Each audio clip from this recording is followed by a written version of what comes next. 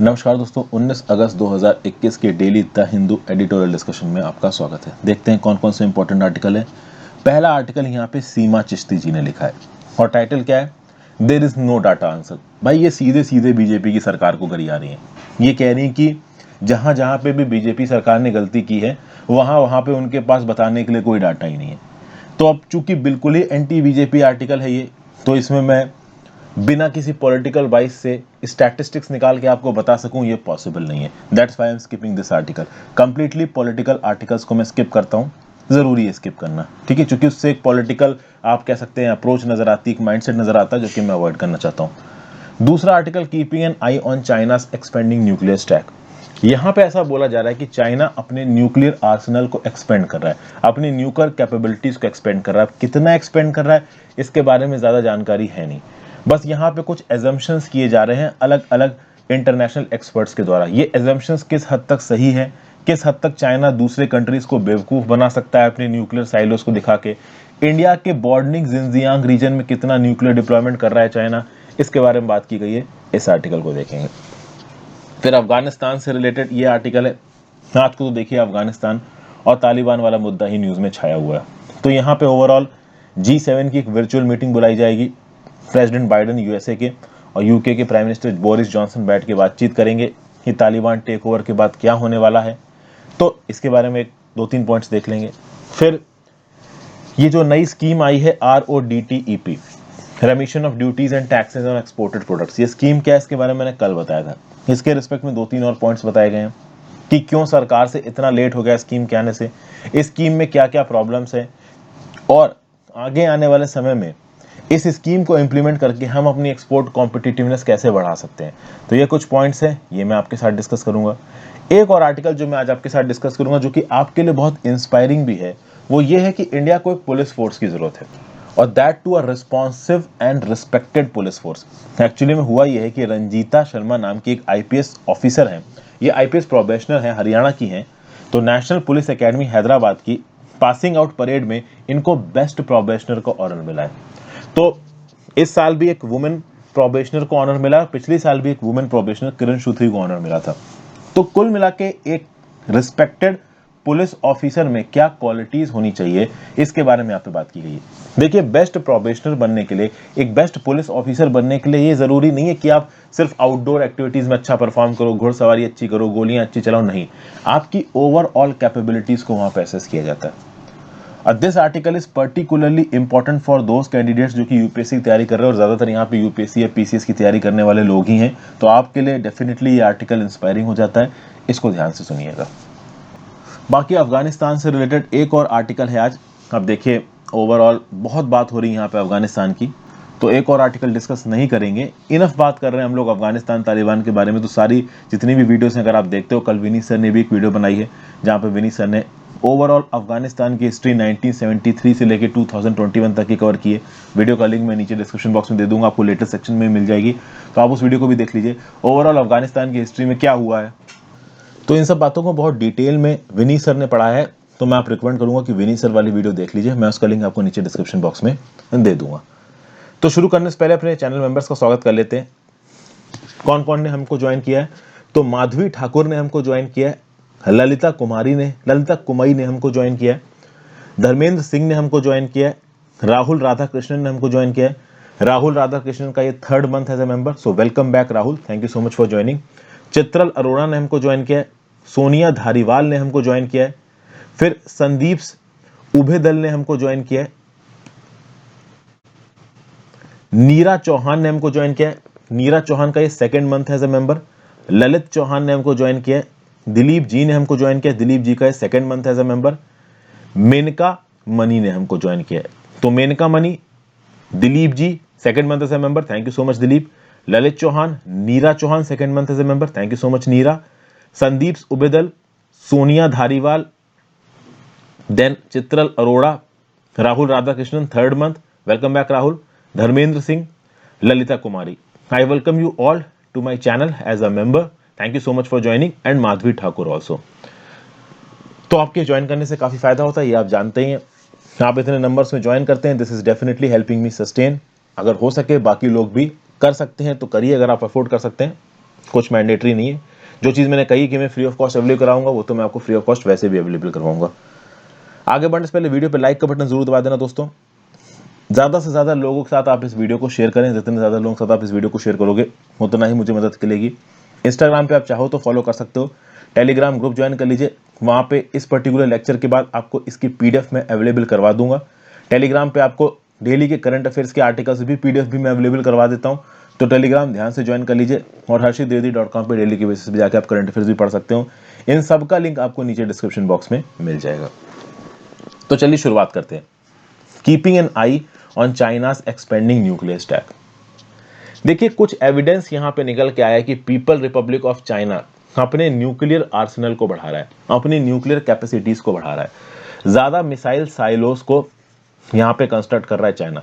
Missile silo क्या होता है कि भैया एक बड़ी सी फैसिलिटी जहाँ पे बहुत सारे खांचे और उनके अंदर मिसाइलें लगा रखी चाइना ने।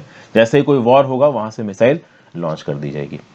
अब अगर आप देखो पीपल रिपब्लिक ऑफ चाइना के पास कितनी न्यूक्लियर कैपेबिलिटी है ये किसी को पता नहीं है, बट ऐसा सुनने में आ रहा है कि जो nuclear missile silo field people Republic of China अपने जिनजियांग प्रोविंस में बना रहा है। अब अगर ये कश्मीर है तो इधर जिनजियांग प्रोविंस है, मतलब हमारे जस्ट कश्मीर और लद्दाख वाले इलाके के बगल में जिनजियांग प्रोविंस में चाइना अपनी न्यूक्लियर मिसाइल कैपेबिलिटीज को बढ़ा रहा है, वहां पे न्यूक्लियर मिसाइल्स को डिप्लॉय कर रहा है। ऐसा बोला जा रहा है कि जिनजियांग वाले रीजन में 110 न्यूक्लियर मिसाइल्स को इंस्टॉल कर रहा है चाइना। और ये किस बेसिस बताया गया है? अच्छा, कुछ दिन पहले एक और न्यूज आई थी कि जो यूमेन नाम का रीजन है चाइना में, गांसू प्रोविंस में, वहां पे चाइना 120 न्यूक्लियर मिसाइल्स को डिप्लॉय कर रहा है। तो खास बात यह है कि यहाँ पे क्या रीजन हो सकता है चाइना का न्यूक्लियर कैपेबिलिटीज को बढ़ाने का?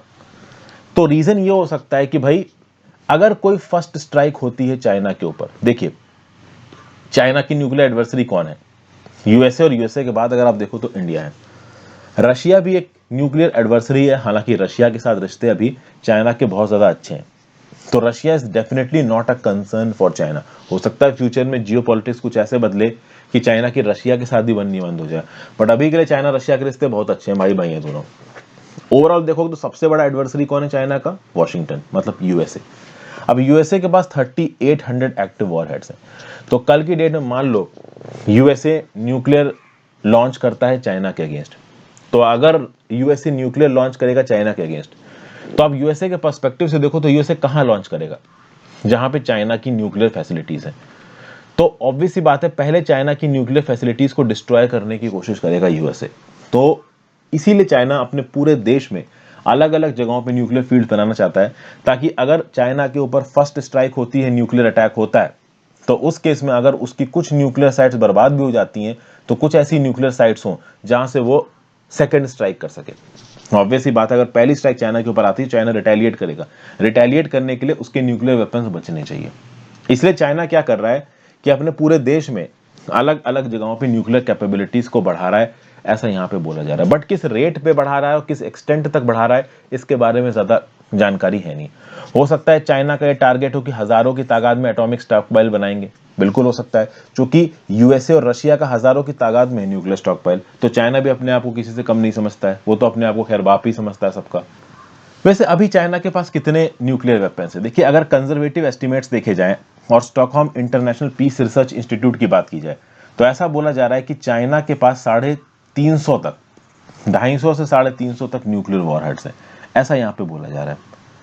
ओवरऑल अगर आप देखो तो पिछले साल 2020 में यूनाइटेड स्टेट्स स्ट्रेटेजिक कमांड की जो चीफ हैं एडमिरल चार्ल्स रिचर्ड, इन्होंने बोला कि पीआरसी अपने करंट ऑपरेशनल स्टॉकपाइल को दूर ना कर सकता। ऑपरेशनल स्टॉकपाइल मतलब कि कितने वॉरहेड्स तुरंत चाइना लॉन्च कर सकता है किसी एडवर्सरी के अगेंस्ट। तो ये बोल रहे हैं लो 200s, लगभग 200 के बराबर चाइना के ऑपरेशनल वॉरहेड्स हैं, और इनको डबल करने की कोशिश करेगा चाइना अगले डेकेड में। अब एक्चुअली में चाइना कितने ज्यादा न्यूक्लियर वॉरहेड्स डेवलप करेगा इसके बारे में ज्यादा जानकारी नहीं है। चाइना के लिए एक और बहुत बड़ा आप कह सकते हो स्ट्रेटेजिक कंसर्न है, यूएसए अपनी मिसाइल कैपेसिटी बढ़ा रहा है।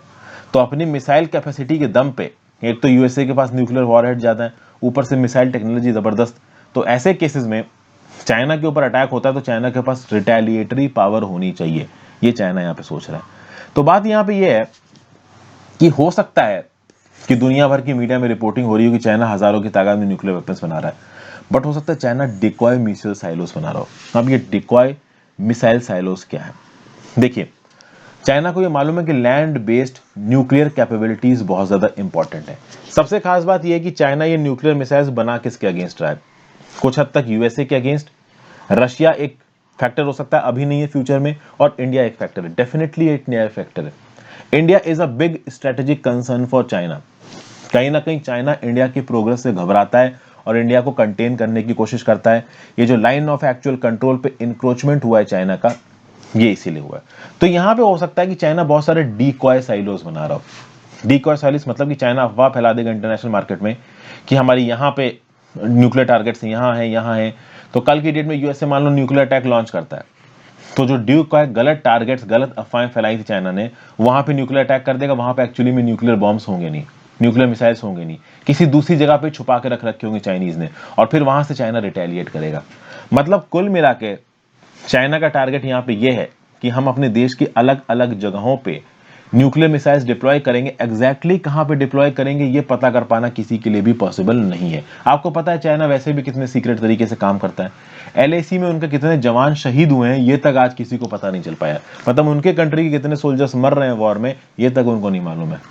तो उनके देश में उन्होंने कहां कहां न्यूक्लियर वेपन्स डिप्लॉय करने हैं ये पता कर पाना तो अपने आप में ही इम्पॉसिबल है। बट ये बात तय है कि चाइना अपनी न्यूक्लियर फोर्सेस को एक्सपेंड कर रहा है। यूएस के रिस्पेक्ट से तो कर ही रहा है। एक एंगल यहाँ पे इंडिया का भी निकल के आता है। अच्छा, यहाँ पे चाइना के पास मिसाइल्स कौन कौन सी?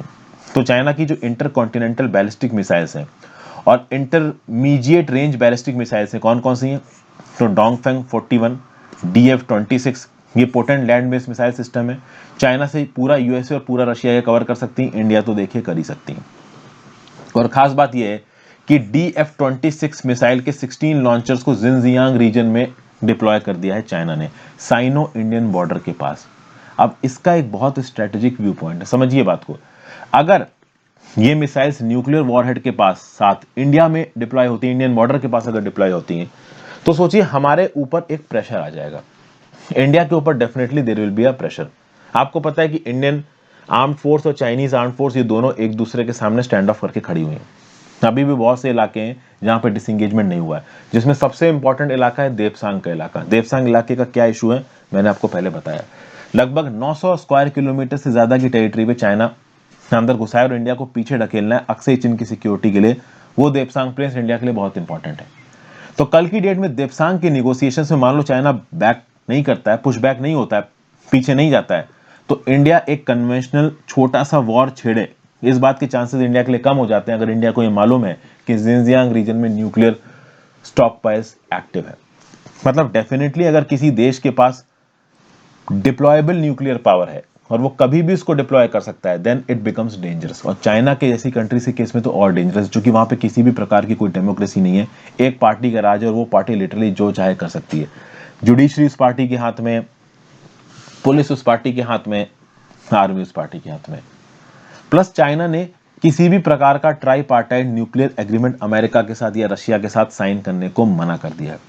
और ये भी चाहेगा चाइना कि वॉशिंगटन मॉस्को के पास जो इतने सारे न्यूक्लियर वॉर हेड्स हैं वो भी यहाँ पे डेवलप करे। तो डेफिनेटली न्यू दिल्ली के ऊपर चाइना की इस नई न्यूक्लियर स्ट्रेटजी का जबरदस्त इंपैक्ट करने वाला है, खासकर ईस्टर्न लद्दाख के स्टैंड ऑफ को लेके। तो कल की डेट में इंडिया को अगर कोई छोटा मोटा स्ट्रेटेजिक एक्शन करना हो अपनी जमीन लेने के लिए, हम नहीं कर सकते, क्योंकि अपनी साइड पे चाइना ने न्यूक्लियर वॉरहेड्स को डिप्लॉय कर रखा है। समझ गए? तो अब यहां इंडिया कर क्या सकता है? देखिए, इंडिया को भी अपनी स्ट्रेटेजिक कैपेबिलिटीज यहां पे डेवलप करनी होगी। मेरे हिसाब से तो अब इंडिया के पास कोई भी ऑप्शन नहीं बचा है। We have to develop more nuclear warheads. अब बहुत सारे लोग इसको बोलेंगे कि नहीं भाई, न्यूक्लियर वॉरहेड ज्यादा डेवलप करना ठीक नहीं है, हमारे पास पैसा नहीं है, कोरोना वायरस का पैंडेमिक चल रहा है। देखिए, हम लोग खतरनाक कंट्री से घिरे हुए हैं, एक तरफ पाकिस्तान एक तरफ चाइना। और इस बात पे तो मेरे ख्याल से कोई भी डाइदर नहीं करेगा कि China is very much anti India. Her international forum में चाइना ने इंडिया को ह्यूमिलेट करने की कोशिश की है। जिन टेररिस्टों ने इंडिया में आके बम फोड़ा उनको यूनाइटेड नेशन सिक्योरिटी काउंसिल के सैंक्शन से बचाया चाइना ने वीटो करके। तो overall China is anti India, we know it. And if it is deploying nuclear warheads in Xinjiang region, तब इंडिया के पास कोई ऑप्शन नहीं बचता है अपनी टेरिटरी में न्यूक्लियर वॉरहेड्स लगाने के अलावा। That's the overall point. तो चाइना की बढ़ती न्यूक्लियर पावर की यहां पे बात की गई है। जो सबसे बड़ा टारगेट है इस बढ़ती न्यूक्लियर पावर का वो यूएसए है, कीप दैट इन माइंड। आगे आने वाले समय में हो सकता है अगर रशिया के साथ जियोपॉलिटिक्स चाइना की खराब हो जाती है तो हो सकता है कि यहाँ पे रशिया भी एक टारगेट बन जाए और इंडिया के लिए एक डेटरेंट की तरह काम करेगा।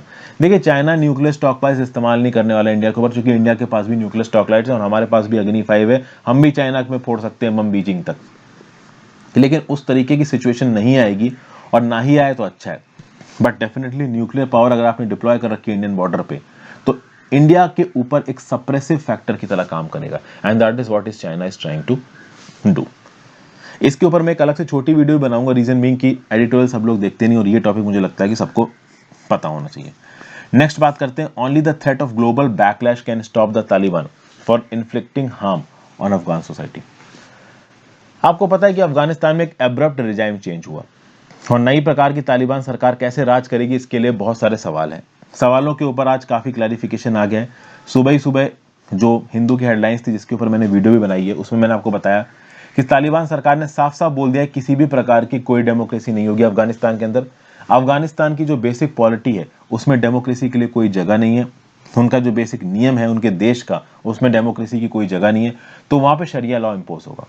अब शरिया लॉ के दो फॉर्म होते हैं, एक बहुत ही ज्यादा एक्सट्रीम फॉर्म होता है और एक काफी रिलैक्स्ड फॉर्म होता है। किस प्रकार का शरिया लॉ इंप्लीमेंट होगा ये देखना बाकी है। बट एक बात क्लियर है कि वो इक्वलिटी की बात नहीं करेगा मैन वुमेन के बीच में, वुमेन यहाँ पे डिसएडवांटेज पोजीशन में रहने वाली हैं, ऐसा अभी के लिए लग रहा है। तो अब अफगानिस्तान के स्टेबल फ्यूचर के लिए इंटरनेशनल पावर्स भी यहाँ पे बात कर रही हैं। तो यूएस प्रेसिडेंट जो बाइडेन और UK prime minister Boris Johnson ने मिलकर बोला है कि एक वर्चुअल G7 लीडर्स की मीटिंग कराएंगे ताकि अफगानिस्तान को लेकर कॉमन स्ट्रेटजी और अप्रोच रखी जा सके। लेकिन भैया G7 के लिए भी अपने आप में एक बहुत मुश्किल काम होगा, क्योंकि अफगानिस्तान में ग्राउंड लेवल पे तालिबान राज कर रहा हो, तालिबान को बदल पाना बहुत मुश्किल है। अरे जब फरवरी 2020 में एग्रीमेंट साइन हुआ था डोनाल्ड ट्रंप और तालिबान के बीच में, जिस समय पे तालिबान के ऊपर ये शर्त रखी गई थी कि तुम वायलेंस बंद करो हम अपनी फोर्सेस बाहर निकालेंगे, उन्होंने कभी वायलेंस बंद नहीं किया और यूएस ने अपनी फोर्सेस बाहर निकाल ली। तो तालिबान यहां बहुत ज्यादा एडवांटेज पे। और अगर आप देखो तो मई 2021 में जो फॉरेन मिनिस्टर्स आया था, मतलब जो कम्युनिकेशन आया था मीटिंग का, उसमें G7 ने क्या बोला, a suitable inclusive political settlement would be the only way to achieve a just and durable peace that benefit all Afghans. तो अब तालिबान को पूरी तरीके से एलिमिनेट कर पाना तो इम्पॉसिबल है। 20 साल के वॉर के बाद भी तालिबान यहाँ पे एलिमिनेट नहीं हुआ है। तो किसी भी पॉलिटिकल प्रोसेस में तालिबान को आपको इन्वॉल्व करना पड़ेगा। G7 ने बोला कि ठीक है भाई, जो दोहा में निगोशिएशंस चल रहे हैं हम उस पर बातचीत करेंगे। अब क्या मतलब इन निगोशिएशंस का, ये निगोशिएशंस क्यों चल रहे थे दोहा में, ताकि अफगानिस्तान की सरकार और तालिबान आपस में पावर कैसे शेयर करेंगे। अब तालिबान के पास पूरी पावर आ चुकी है तो लगता नहीं है कि वो अफगानिस्तान की सरकार को कुछ ताकत देंगे, और ये उन्होंने बोल ही दिया कि कोई डेमोक्रेसी है नहीं। ऐसा बोला जा रहा है कि भाई आगे आने वाले समय में अफगानिस्तान को लेके इस्तांबुल में कॉन्फ्रेंस कराई जाए, होगी नहीं होगी वो तो देखिए बात की बात है। जिस प्रकार से तालिबान ने ओवरऑल यहाँ पे टेकअप किया है, टेक ओवर किया, और जिस प्रकार से शिया ऑर्थोडॉक्सी उन्होंने 1996 से लेके 2001 तक चलाई है, और अभी के लिए जिस प्रकार से उनके तालिबान के कमांडर्स ग्राउंड लेवल पे ऑपरेट कर रहे हैं, कभी कभी ये भी देखने को मिलता है कि डोहा में जो बातचीत हो रही है आपकी तालिबान के साथ और एक्चुअल में ग्राउंड लेवल पे तालिबान जो ग्राउंड पे कर रहा है, उन दोनों में भी फर्क है, ये भी बताया जाता है। तो जो डोहा में इंटरलोक्यूटर्स बैठे हैं आपके तालिबान के, उनकी बात किस हद तक तालिबान के ग्राउंड कमांडर्स मानेंगे ये भी अपने आप में मुश्किल है। क्योंकि समझिए तालिबान अब ताकत में आ गया है। पहले जब तालिबान अपोजिशन में था तो मिल के आपस में लड़ रहे थे। अब हो सकता है तालिबान के अंदर से आपस में कुछ अपोजिशन आए, एक लीडर कुछ बोले, दूसरा लीडर कुछ बोले। क्योंकि देखिए क्या हो गया, पहले तालिबान अपोजिशन में था तो उनके जितने भी लीडर्स थे वो आपस में एक दूसरे के साथ कंबाइंड थे, यूनाइटेड थे। अब वो किस हद तक यूनाइटेड रहेंगे, एडमिनिस्ट्रेशन को लेके अलग अलग तालिबानी लीडर्स का क्या क्या बोलना है, ये आगे आने वाले समय में पता चलेगा।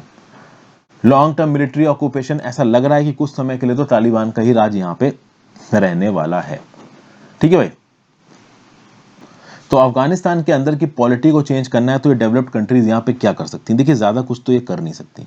एक जो ये चीज ये कर सकती है वो ये है कि भाई अफगानिस्तान की सरकार जो कि अभी तालिबान की है उसके ऊपर प्रेशर डाला जाए। अफगानिस्तान को बहुत सारी फॉरेन एड मिलती थी, यूएसए से बहुत सारा अफगानिस्तान का पैसा फॉरेन बैंकों में रखा है, जर्मनी से, यूनाइटेड किंगडम से, बहुत सी कंट्री से एड मिलती है। इस एड की अफगानिस्तान को बहुत जरूरत है, अफगानिस्तान के लोगों को बहुत जरूरत है।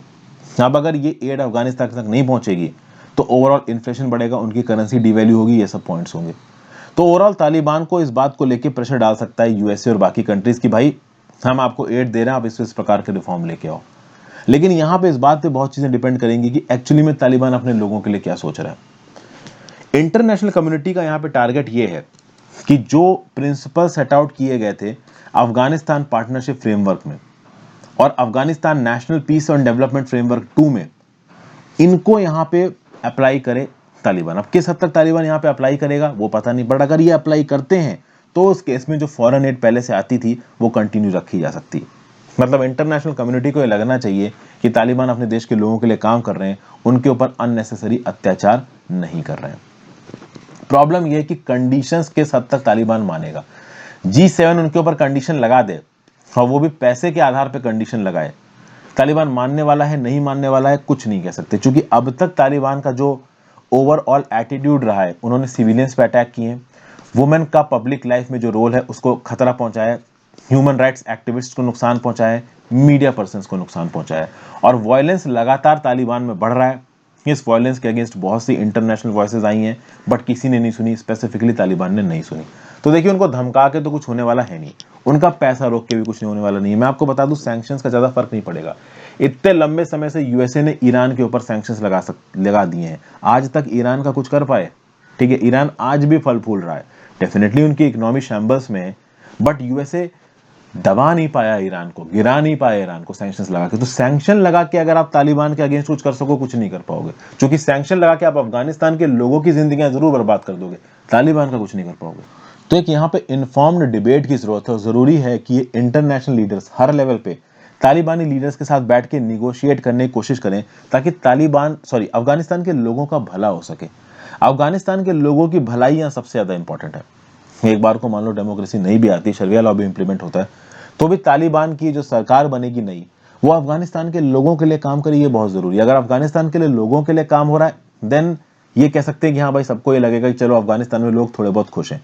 क्योंकि जैसा कि मैंने सुबह की वीडियो में भी आपको बताया था कि ओवरऑल डेमोक्रेसी तो बहुत सी इस्लामिक कंट्रीज में नहीं है, in fact people Republic of China में भी नहीं है।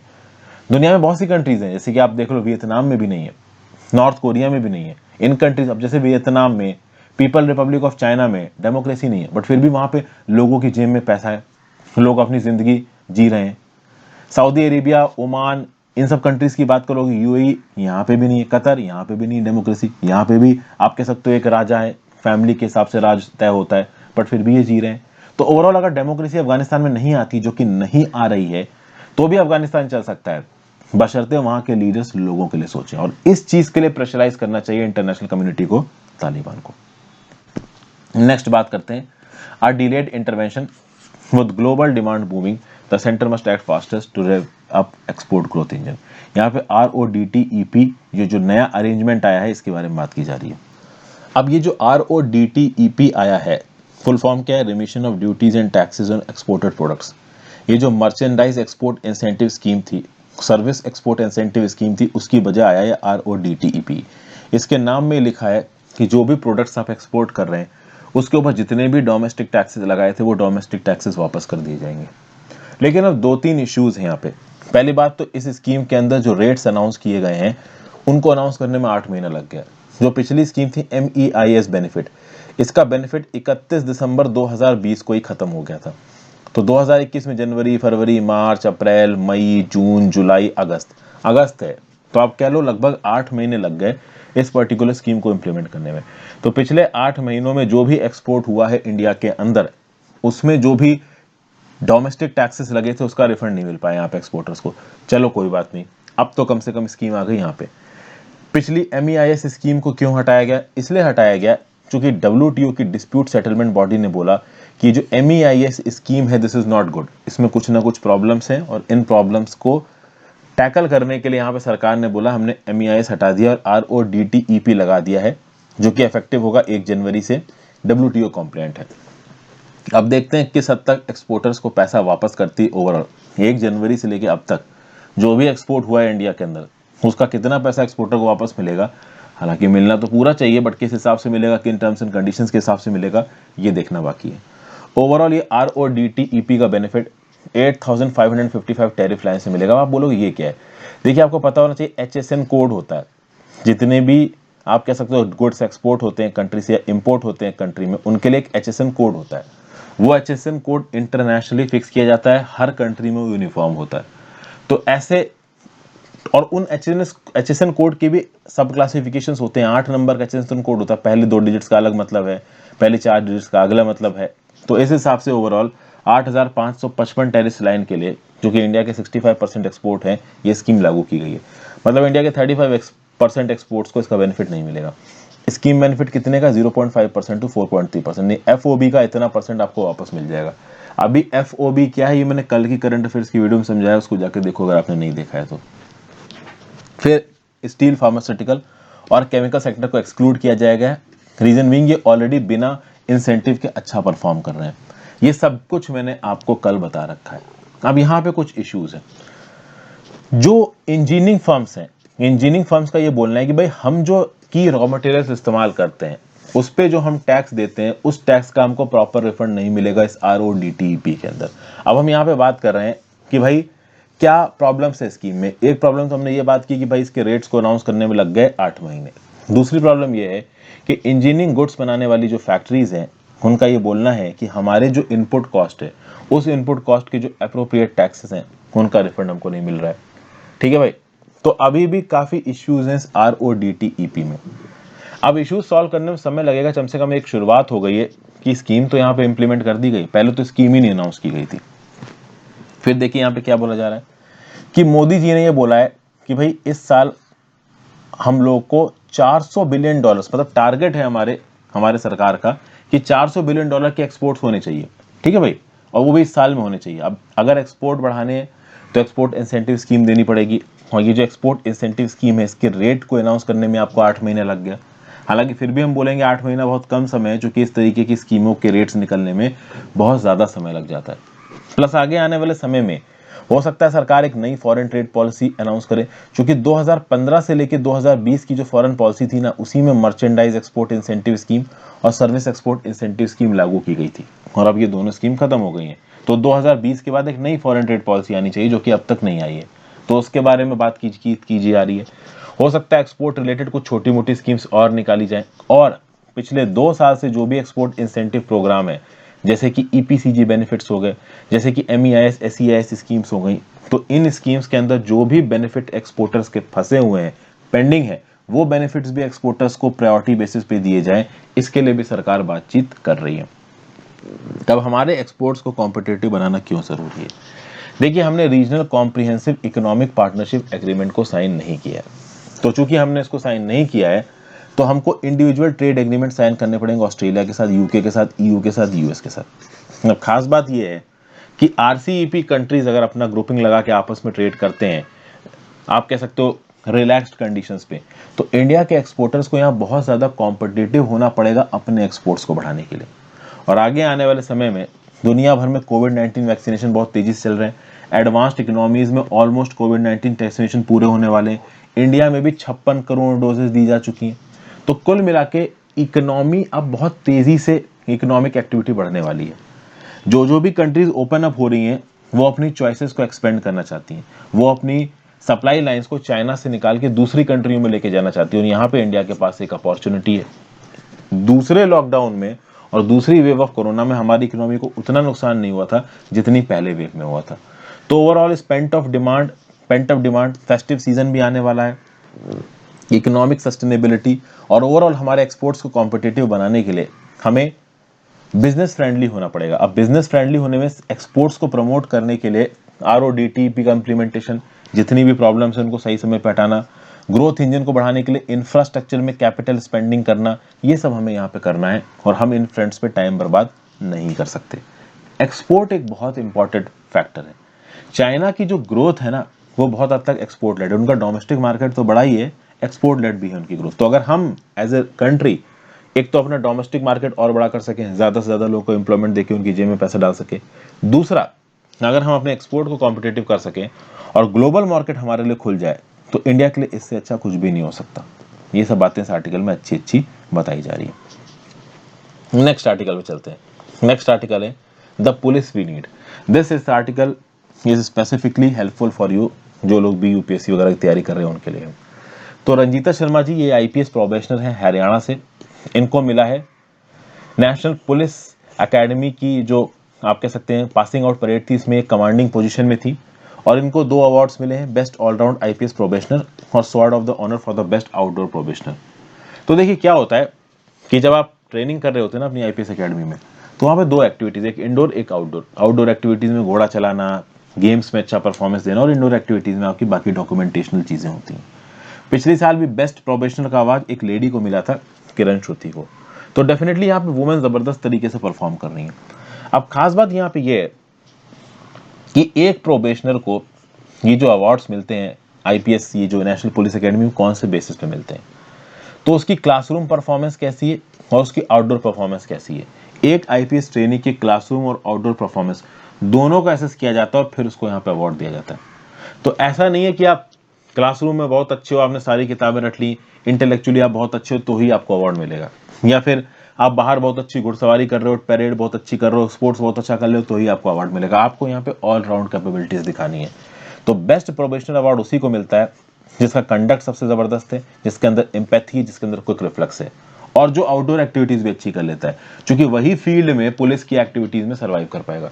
पुलिस को अक्सर कर डेंजरस सिचुएशंस में इंटरवीन करना पड़ता है, और ऐसी डेंजरस सिचुएशंस में कुछ वल्नरेबल लोग होते हैं जिनको एम्पैथी के साथ बचाना भी है और रूली एलिमेंट्स को आपको हटाना भी है। मतलब डेंजरस एलिमेंट्स को पुश बैक करना है और वल्नरेबल एलिमेंट्स को बचाना है। इसलिए आपके अंदर स्ट्रेंथ भी होनी चाहिए और आपके अंदर at the same point of time vulnerable और कमजोर लोगों के लिए एम्पैथी भी होनी चाहिए, क्योंकि एंटी सोशल एलिमेंट्स तो हमारी सोसाइटी में देखे हैं ही। ये सब बातें यहाँ पे बताई जा रही हैं। फिर और क्या क्या यहाँ पे बताया जा रहा है, वैसे मैं आपको बता दूं आर्टिकल लिखा किसने, तो ये आर के राघवन साहब ने लिखा है, फॉर्मर सीबीआई डायरेक्टर है, ठीक है ना भाई। और इसमें डी शिवानंदन साहब ने भी अपने इनपुट्स दिए, जो कि फॉर्मर कमिश्नर ऑफ पुलिस रह चुके हैं मुंबई के और फॉर्मर डीजीपी रह चुके हैं महाराष्ट्र के। तो अब इनका क्या बोलना है। आज की डेट में जो नए आईपीएस ऑफिसर्स निकल के आ रहे हैं उनकी कुछ बहुत अच्छी बातें, क्या अच्छी बातें, वो टेक्नोलॉजिकल से भी है। इनफैक्ट केवल आईपीएस ऑफिसर्स की बात नहीं हो रही है, लोअर रैंक्स ऑफ पुलिस में इंस्पेक्टर, सब इंस्पेक्टर, हवलदार, ये लोग भी टेक्नोलॉजिकल से भी हैं। आज की डेट में आप देखोगे तो टेक सेवी होना बहुत जरूरी हो गया है, डिजिटल क्राइम्स बहुत ज्यादा बढ़ गए हैं। तो अगर आपको मतलब ग्राउंड लेवल पे पुलिस की फंक्शनिंग को अच्छा लगना है तो हर लेवल पे जो भी ऑफिसर उसका टेक सेवी होना जरूरी है, ठीक है भाई। टेक्नोलॉजी की मदद से क्राइम सॉल्व करना, पब्लिक असेंबलीज को मैनेज करना, ये आज की डेट में पुलिस के डेली मर्रा की जिंदगी का पार्ट बन चुका है, ठीक है भाई। India one of those countries है जो कि आईपीएस ऑफिसर्स को इंडिपेंडेंट रिस्पॉन्सिबिलिटी देता है। जी हाँ, अगर आप बाकी किसी देश में जाओगे तो जो आईपीएस के इक्विवेलेंट ऑफिसर्स होते हैं ना, उसको इतनी इंडिपेंडेंट रिस्पॉन्सिबिलिटी नहीं मिलती। लेकिन जब आप असिस्टेंट कमिश्नर ऑफ पुलिस या डेप्यूटी कमिश्नर ऑफ पुलिस बन के किसी एक डिस्ट्रिक्ट में पोस्टेड हो गए तो आपको अपनी इंडिविजुअल कैपेसिटीज में काफी रिस्पॉन्सिबिलिटी दी जाएगी, काफी आप कह सकते हो कि इंडिपेंडेंस दी जाएगी। आपको पता है ना कि ओवरऑल सरकारी जो डिपार्टमेंट्स होते हैं वहां पे एक फाइल चलती है, फाइल में एक नोट शीट साइड होती है, एक ऑफिशियल साइड होती है। तो नोट शीट साइड में पहले हवलदार नोटिंग डालेगा, फिर सब इंस्पेक्टर नोटिंग डालेगा, इंस्पेक्टर नोटिंग डालेगा, फिर असिस्टेंट कमिश्नर ऑफ पुलिस को फाइल मार्क होगी। अगर कोई बड़ा मैटर है तो assistant commissioner of police additional commissioner या कमिश्नर को मार्क करेगा फाइल को, नहीं तो वो अपने लेवल पे डिसीजन लेके चीजें खत्म कर सकता है। मतलब कि इंडिया के आईपीएस ऑफिसर्स को काफी इंडिपेंडेंट रिस्पॉन्सिबिलिटीज दी जाती है, इसलिए आईपीएस के असाइनमेंट को इंडिया में इतना प्रेस्टिजियस माना जाता है।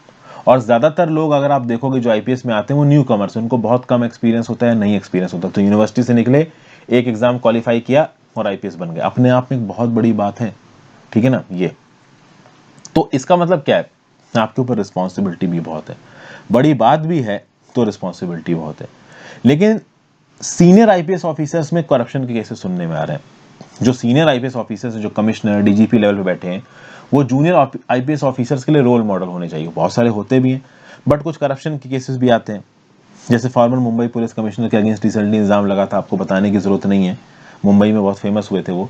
फिर एक सीनियर आईपीएस ऑफिसर है तमिलनाडु के, उनको अभी चार्जशीट सर्व की गई, उनके ऊपर इल्जाम है कि उन्होंने एक वुमेन ऑफिसर का सेक्सुअल हैरेसमेंट किया है। तो इस प्रकार की जब खबरें सुनने में आती हैं तो IPS officer, senior IPS officers की जो इमेज है वो टेंट होती है। सीनियर ऑफिसर मतलब कमिश्नर, चीफ कमिश्नर, ये सब छोटी मोटी पोस्ट नहीं है, बहुत बड़ा ओहदा है, और ऐसे ओहदों के लोगों के अगेंस्ट जब इल्जाम लगते हैं तो बहुत मट्टी पलित होती है और ओवरऑल लोगों का भरोसा भी हटता है पुलिस पर से। तो सबसे खास बात यह है कि नेशनल पुलिस एकेडमी का रोल भी यहाँ इंपॉर्टेंट होता है, जहां पे इन आईपीएस ऑफिसर्स को ट्रेनिंग दी जाती है। फिर आप देखोगे ये हमारी देश में एक सेंटीमेंट है कि अगर आप किसी पुलिस स्टेशन में जाके अपना काम करवा रहे हो तो आपको थोड़ी बहुत ब्राइब देनी पड़ेगी, नहीं तो आप अपना काम नहीं करवा पाओगे। और कुछ ही ऐसी जगह है जहाँ पे बिना ब्राइब दिए काम होता नहीं, तो ज़्यादातर जगहों पे पैसा मांगा जाता है। मैं अपना खुद का इंस्टेंस आपको बताता हूँ। ये बात है लगभग 2011-12 की। मेरा फ़ोन खो गया था। मैंने एक नया फ़ोन खरीदा था बड़ी मेहनत से। 22,000 रुपये की तनख्वाह मिलती थी शुरुआत में, 17,500 थी, 1 साल बाद 22,000 रुपये मिलने लगी थी। तो पैसे बचा के 2 महीने के मैंने एक नोकिया N97 मिनी करके एक फ़ोन खरीदा। उस समय बड़ा अच्छा सा फ़ोन आया था, ठीक है, स्लाइडिंग वाला था, और मुझे उस समय उसका बहुत शौक था। मैंने कहा एक अच्छा फ़ोन खरीदूंगा। फ़ोन खरीदने के 1 महीने के अंदर वो खो गया। तो काफ़ी दिन मैं परेशान रहा, लेकिन मैंने जाके उसकी FIR लिखवाई। मुझे लगा शायद वापस मिल जाएगा, हालांकि वापस मिलते नहीं है। तो जब मैंने जाके उसकी FIR लिखवाई ना, अब मैं नोएडा में था, मैं पुलिस स्टेशन का नाम नहीं बोलूंगा। जब मैं वहां पर पहुंचा तो उसने मुझसे FIR लिखने के 75 रुपए मांगे, 75 रुपीज। उसने कहा 75 रुपीज जमा कर दो हवलदार के पास बाहर। तो पहले तो मुझे समझ में नहीं आया कि 75 रुपीज किस बात के, लेकिन मैंने वहां पे ज्यादा रेजिस्टेंस नहीं दिखाया, क्योंकि उस समय पे दिमाग भी टेंशन में था, और वहां पुलिस वालों से कौन ही बहस करे। मुझे लगा 75 रुपए दे दूंगा तो शायद मेरा फोन ढूंढ दें। हालांकि कुछ ज्यादा हुआ नहीं। मैं 75,000 रुपए दे के अपनी FIR लिखवा के आ गया। अच्छा, FIR लिखवानी एक लिए और भी जरूरी होती है। जो सिम गया है ना आपका, उस फोन में नया सिम लेना है तो आपको पुलिस FIR लगेगी, नहीं तो आपको नया सिम नहीं मिलेगा उसी नंबर का। तो इसलिए भी FIR लिखवानी पड़ती है, समझे। तो ओवरऑल FIR लिखवाई तो वहां 75 रुपए देने पड़े मुझे। मतलब कहीं ना कहीं हमको जब भी पुलिस स्टेशन में काम पड़ता है, ऐसा सुनने में आता है कि भाई पैसे वगैरह देने पड़ जाते हैं, ठीक है। बहुत ही कम ऐसे पुलिस स्टेशन जहां पैसे नहीं देने पड़ते हैं। हालांकि अब ये ब्राइब वाला फैक्टर पुलिस में भी काफी कम हो रहा है। सिटीजन्स बहुत अवेयर हो रहे हैं और पुलिस वाले भी रिस्पॉन्सिबल हो रहे हैं। सब लोग ब्राइब नहीं मांगते। फिर हमारा देश एक ऐसा देश है जिसके लिए समझा जाता है कि भाई वुमेन के अगेंस्ट क्राइम बहुत ज़्यादा है। ओवरऑल बाकी देश में जो टूरिस्ट हैं वो इंडिया में आने में डरते हैं। पुलिस कैपेसिटी और इंटरेस्ट के ऊपर सवाल उठाया जाता है। 2012 में जो निर्भया रेप कांड हुआ था, इसने पूरे देश की इमेज को बर्बाद कर दिया इंटरनेशनल एरेना में। एक ऐसा आप कह सकते हो धब्बा छोड़ा है दिल्ली पुलिस के ऊपर और ओवरऑल इंडिया की पुलिस के ऊपर कि उसको सॉल्व कर पाना अपने आप में मुश्किल बात है। इंटरनेशनल टूरिस्ट डरने लगे इंडिया में आने में। तो ऐसे केसेस में पुलिस पर्सनल्स का मैनेजमेंट बहुत इंपॉर्टेंट हो जाता है। पुलिस पर्सनल्स का appointment on the basis of their objectivity and skills, ये बहुत इंपॉर्टेंट हो जाता है। अब जब बात आती है IPS अपॉइंटमेंट्स की, तो अक्सर कर ये देखा गया कि जो IPS की अपॉइंटमेंट की जाती है वो किसी पॉलिटिकल पार्टी के साथ आपके कितने अच्छे रिश्ते हैं इस बेसिस पे की जाती है। तो आप कितने भी अच्छे IPS प्रोबेशनर हो, जब आप स्टेट में पहुंचोगे तो स्टेट में बहुत सारे IPS और होंगे। अब आपको कौन सी डिस्ट्रिक्ट का DSP बनाया जाएगा, कौन सी डिस्ट्रिक्ट का SP बनाया जाएगा, कहाँ पे आपको पोस्ट किया जाएगा। तो किसी की नहीं बनती है तो उसको ट्रेनिंग इंस्टीट्यूट का हेड बना दिया, किसी की बनती है तो उसको डिस्ट्रिक्ट पुलिस का आप कह सकते हो इंचार्ज दे दिया। तो ये अपॉइंटमेंट्स कौन करता है? राज्य की सरकार करती है। और ऐसा बोला जाता है कि राज्य की सरकार अपने फेवरेट लोगों को अपॉइंट करती है। लेकिन अब यहां पे सुप्रीम कोर्ट ने इंटरवीन किया। सुप्रीम कोर्ट ने बोला है कि देखिए, प्रॉपर प्रोसेस होना चाहिए डायरेक्टर जनरल ऑफ पुलिस के अपॉइंटमेंट का। DGP के अपॉइंटमेंट के लिए प्रॉपर प्रोसेस को यहां पे सेटअप किया है सुप्रीम कोर्ट ने। सुप्रीम कोर्ट ने बोला है कि UPSC 3 नाम का एक लिस्ट शेयर करेगा स्टेट गवर्नमेंट के साथ। 3 नामों की एक लिस्ट शेयर करेगा स्टेट गवर्नमेंट के साथ। तो उन 3 नामों में से एक नाम यहां पे स्टेट गवर्नमेंट को अपॉइंट करना पड़ेगा DGP में। तो DGP का अपॉइंटमेंट अब इरैटिक और इररेशनल तरीके से नहीं कर सकती राज्य की सरकार। UPSC सर्विस कंडीशंस के आधार पर, सर्विस रिकॉर्ड के आधार पर, ओवरऑल एक ऑफिसर की इंटीग्रिटी के आधार पर, उसकी सीनियरिटी के आधार पर 3 नाम रिकमेंड करेगी किसको? राज्य की सरकार को। और उन 3 नामों में से एक को राज्य की सरकार को अपॉइंट करना पड़ेगा as the DGP of that state. और किसी स्टेट का DGP इस बात को इन्फ्लुएंस करता है कि उसकी नीचे की पुलिस कैसे काम करेगी। DGP को ही रिपोर्ट करता है आपका superintendent of police. Superintendent of police को रिपोर्ट करते हैं डिप्टी कमिश्नर ऑफ पुलिस और बाकी डिप्टी सुपरिटेंडेंट ऑफ पुलिस। तो ओवरऑल अगर DGP यानी सबसे टॉप पोस्ट पुलिस की ईमानदार है, तो नीचे की जो पुलिस फोर्स है उसको ऑटोमेटिकली ईमानदार होना पड़ेगा। अक्सर कर आपने देखा होगा कि यूपी वगैरह में जब कोई DGP अपॉइंट होता है या SP अपॉइंट होता है, वो क्या करते हैं? वो हर जगह पे अपना नंबर चकवा देते हैं और लोगों से बोलते हैं कि अगर तुमसे कोई भी ब्राइब मांगता है तो इस नंबर पे कॉल करो, मुझे बताओ तुमसे कौन पुलिस वाला ब्राइब मांग रहा है। तो आजकल पुलिस वाले भी ब्राइब मांगने में डरते हैं। तो जितना टॉप लेवल का ऑफिसर पुलिस में ईमानदार होगा, उतना ही नीचे लेवल के ऑफिसर्स भी लाइन पे रहेंगे। ऐसा यहाँ पे बोलने की कोशिश कर रहे हैं CBI डायरेक्टर साहब। तो ये था analysis. Thank you for watching friends. I hope आपको यहाँ पे काफी कुछ सीखने को मिला हो। ज्यादा से ज्यादा लोगों के साथ इस वीडियो को शेयर करिएगा। आप अपने व्यू पॉइंट्स नीचे कमेंट बॉक्स में जरूर दें।